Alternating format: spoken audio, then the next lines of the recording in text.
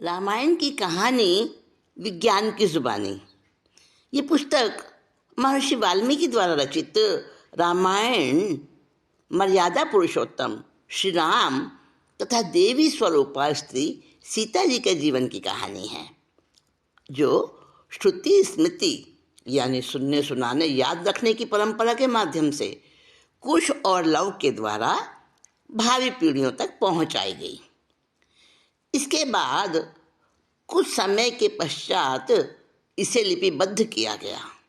फिर विश्व की सभी प्रमुख भाषाओं में इसका लेखन, पुनर्लेखन, कथन, पुनर्कथन, अनुवाद, पुनर्अनुवाद और वाचन, मंचन आदि किया गया।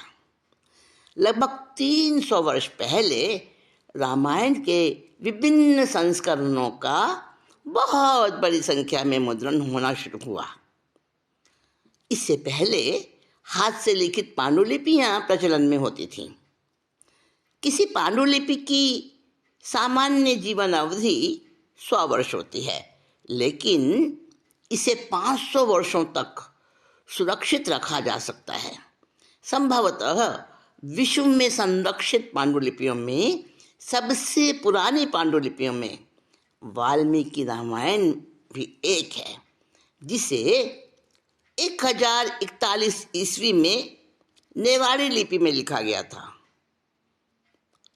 कौन सी लिपि? नेवाड़ी लिपि। हाँ, और ये आज भी नेपाल के संग्रहालय में संरक्षित है। रामायण महर्षि वाल्मीकि द्वारा श्री राम के जीवन काल के दौरान रचित मूल महाकाव्य है। रामायण के अन्य सभी हजारों रूप उसके बाद रचित किए गए हैं और उन्हें अलग अलग नाम भी दिए गए हैं। जैसे 12वीं शताब्दी में तमिल भाषा में कम्बन द्वारा रचित रामावतारम, 14वीं शताब्दी में तेलुगु भाषा में रचित श्री रंगनाथ रामायण तथा 16वीं शताब्दी में तुलसीदास जी द्वारा रचित अवधी हिंदी में श्री रामचरितमानस। रामायण में वर्णित घटनाओं के अनुक्रम से यह सिद्ध होता है कि वर्तमान नूतन युग यानी होलोसीन के प्रारंभ में सूर्यवंश नाम का वंश प्राचीन भारत का प्रथम सर्वोच्च राजवंश था। श्री राम इस धरती पर अभी तक जन्म लेने वाले लोगों में सबसे अधिक खूबसूरत, सद्गुणी, पराक्रमी, दयालु और संभवतः सर्वाधिक प्रतिष्ठित तथा श्रेष्ठतम राजा थे। उन्होंने एक आदर्श राजा, आदर्श पुत्र, आदर्श भाई, आदर्श मित्र, आदर्श पति और इन सब से भी अधिक एक आदर्श समाज सुधारक जैसे सर्वोच्च उदाहरण विश्व के समक्ष प्रस्तुत किए।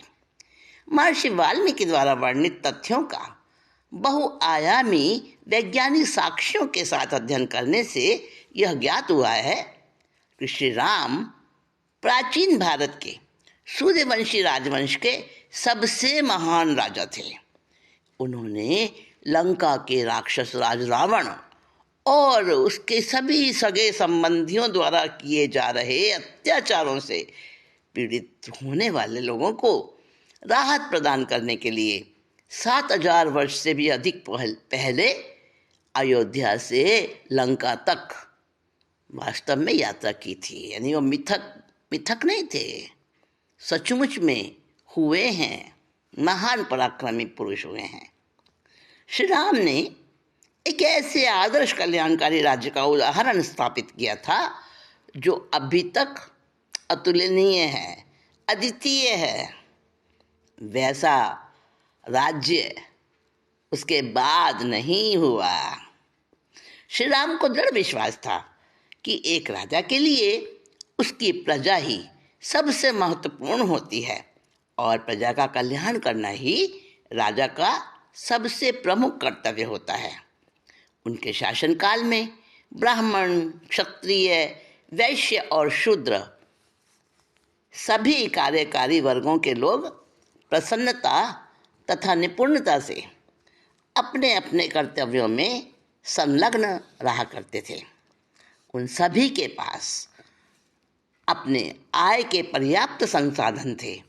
वे समृद्ध जीवन व्यतीत किया करते थे और उन्हें आदर एवं सम्मान भी दिया जाता था। उस समय राम के राज्य में किसी प्रकार की चोरी की वारदातें नहीं हुआ करती थी, न ही गरीबी थी, न ही भुखमरी थी। गरीब और कमज़ोर लोगों के साथ न्याय हो, इस बात का तो विशेष ध्यान रखा जाता था। राज्य के सभी निर्णय प्रभावित लोगों के साथ विचार विमर्श करने के पश्चात ही लिए जाते थे। महत्वपूर्ण कल्याणकारी योजनाओं की घोषणा योजना पर कार्य शुरू करने के पश्चात ही की जाती थी। श्री राम की सर्वाधिक सम्मानित भूमिका एक महान समाज सुधारक के रूप में थी। विश्व कभी भी पूर्णतः दोष रहित नहीं बन सकता। किसी भी समय में और किसी भी युग में समाज में गुण और दोष, अच्छाई और बुराइयां विकसित हो सकती हैं। श्री राम के समय में भी जाति प्रथा, सामाजिक भेदभाव और बाहुबलियों द्वारा कमज़ोर वर्ग पर अत्याचार करने का सिलसिला शुरू हो गया था।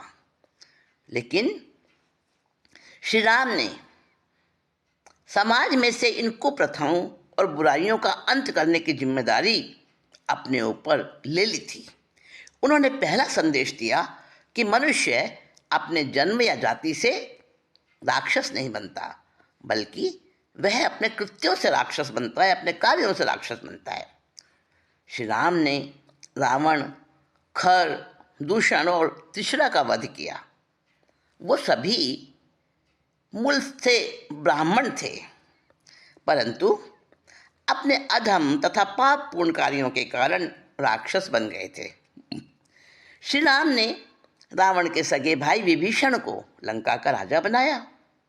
यह भी प्रतीत होता है कि श्री राम के जीवन काल के दौरान लोगों ने दलितों और आदिवासियों लोगों को नीच मानना शुरू कर दिया था। रामायण से ऐसा पता चलता है। इस बुराई के विरुद्ध कठोर संदेश देने के लिए श्री राम ने कोल जनजाति के मुखिया गुह निषाद को गले से लगाया था और उन्हें भरत की तरह अपने प्रिय भाई का दर्जा दिया था। श्री राम भीलिनी शबरी के आश्रम में भी गए थे और वहाँ उस निम्न जाति की कही जाने वाली स्त्री का आतिथ्य उन्होंने बड़े प्रेम और आदर से स्वीकार भी किया था। उन्होंने अपनी पत्नी और बच्चों को महर्षि वाल्मीकि के द्वारा पोषित तथा शिक्षित करने के लिए उनके आश्रम में भेजा। महर्षि वाल्मीकि को शूद्र माना जाता था, लेकिन वे बहुत विद्वान थे, उत्कृष्ट खगोल शास्त्री और बहुत सम्मानित ऋषि थे। एक आदर्श पुत्र के रूप में दशरथ नंदन श्री राम अपने माता पिता की आज्ञा का पालन करते हुए बड़े हुए और उन्होंने अपने आचरण, व्यवहार और उपलब्धियों से अपने माता पिता को गौरवान्वित किया। अपने पिता की आज्ञा का पालन करने के लिए श्री राम 14 वर्ष से 16 वर्ष, हाँ कहीं कहीं वर्णन ऐसा आता है, लेकिन महर्षि वाल्मीकि ने 16 वर्ष की आयु बताई है। 16 वर्ष की आयु में राक्षसों के अत्याचारों से ऋषि मुनियों की रक्षा करने के लिए विश्वामित्र महर्षि के साथ वन में गए थे वो, और श्री राम ने भगवान शिव के शक्तिशाली धनुष को तोड़कर स्वयंवर में सीता का हाथ जीता, दशरथ को गर्व का अनुभव कराया। जब श्री राम का युवराज के पद पर राज्याभिषेक किया जाने वाला था, तब वे अपने पिता दशरथ द्वारा अपनी सौतेली माता कैकेयी को दिए गए वचन को पूरा करने के लिए 14 वर्षों के वनवास के लिए भी चले गए, खुशी खुशी गए। ऐसा करते हुए श्री राम के मन में अपनी उन कैकेयी माता के प्रति कोई दुर्भावना नहीं आई।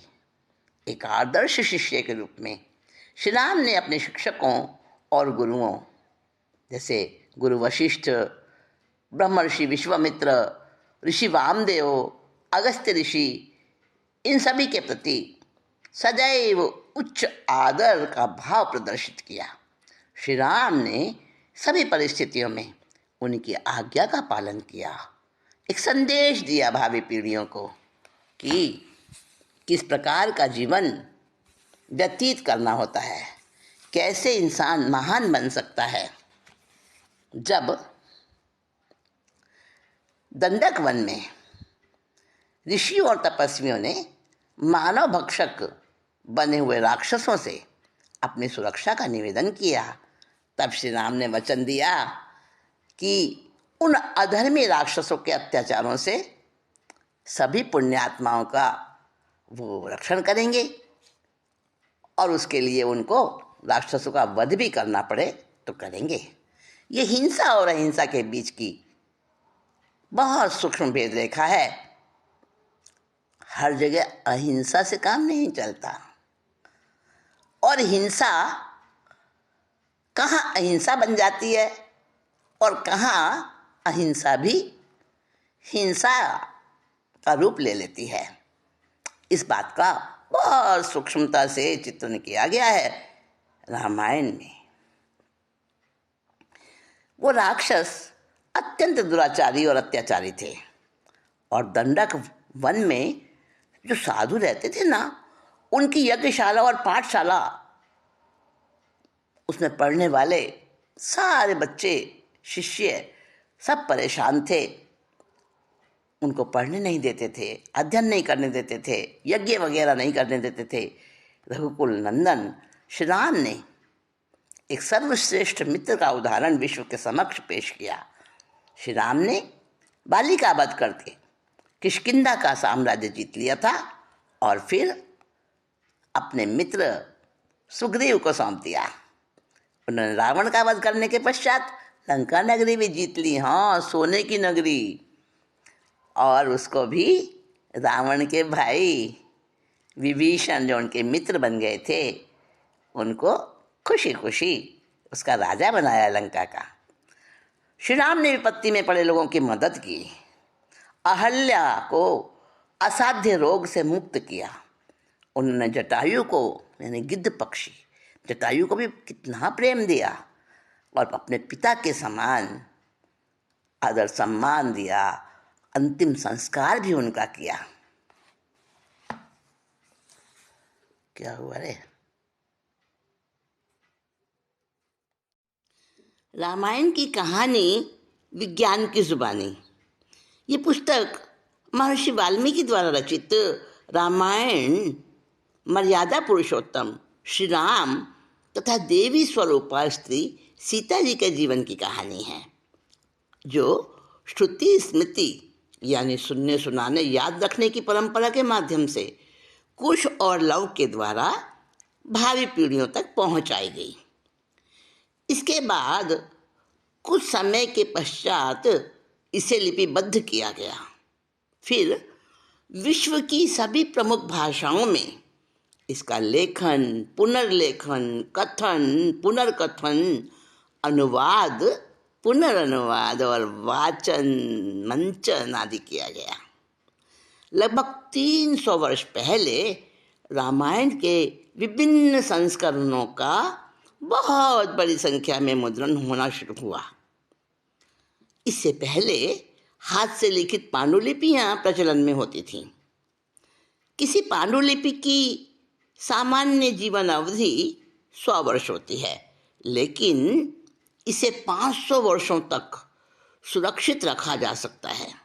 संभवतः विश्व में संरक्षित पांडुलिपियों में सबसे पुरानी पांडुलिपियों में वाल्मीकि रामायण भी एक है, जिसे 1041 ईस्वी में नेवाड़ी लिपि में लिखा गया था। कौन सी लिपि? नेवाड़ी लिपि। हाँ, और ये आज भी नेपाल के संग्रहालय में संरक्षित है।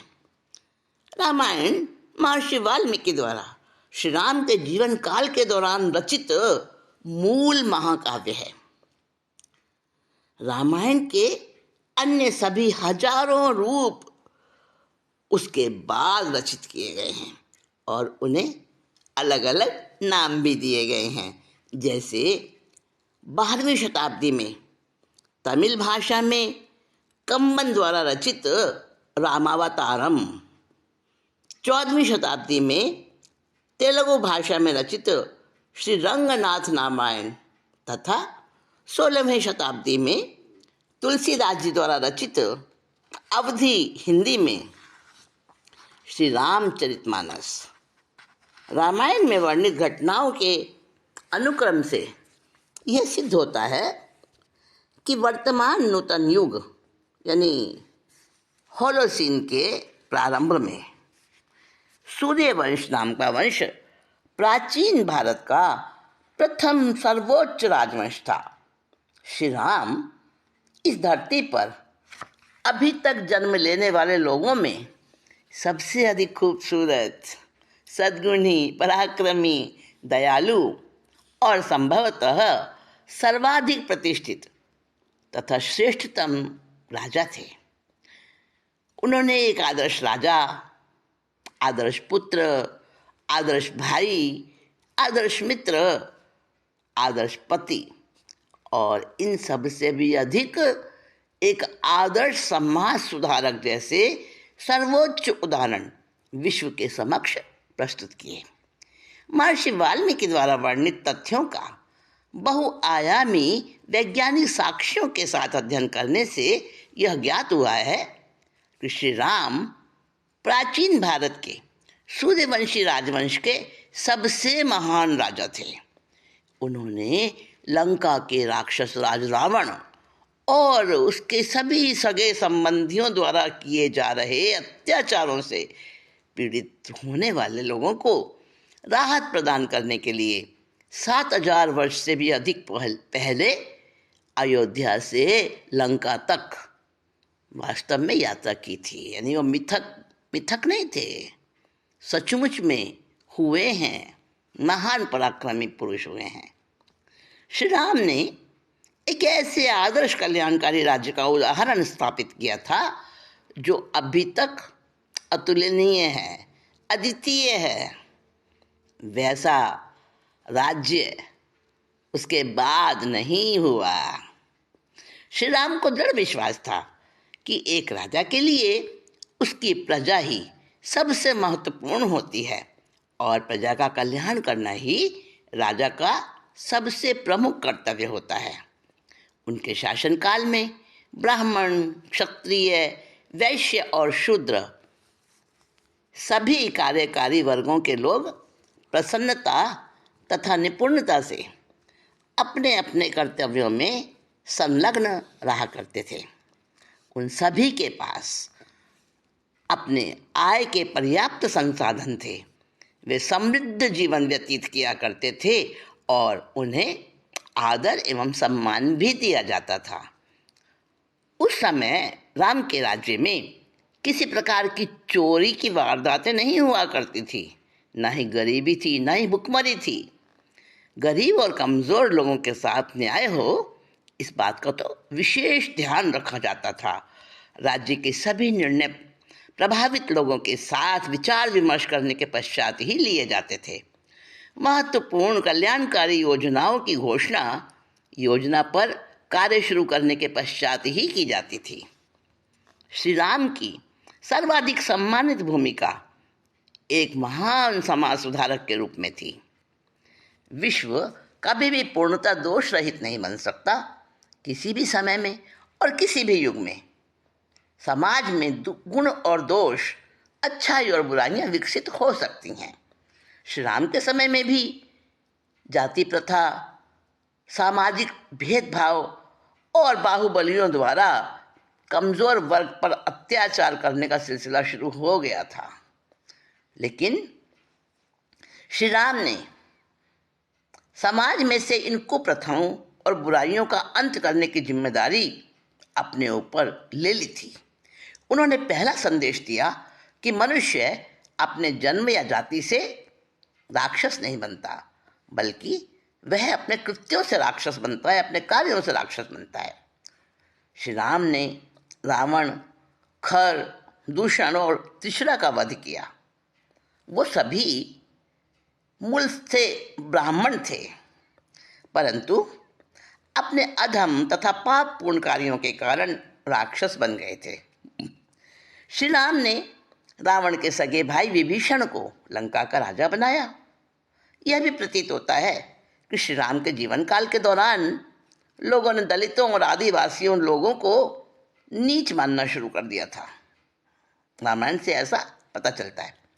इस बुराई के विरुद्ध कठोर संदेश देने के लिए श्री राम ने कोल जनजाति के मुखिया गुह निषाद को गले से लगाया था और उन्हें भरत की तरह अपने प्रिय भाई का दर्जा दिया था।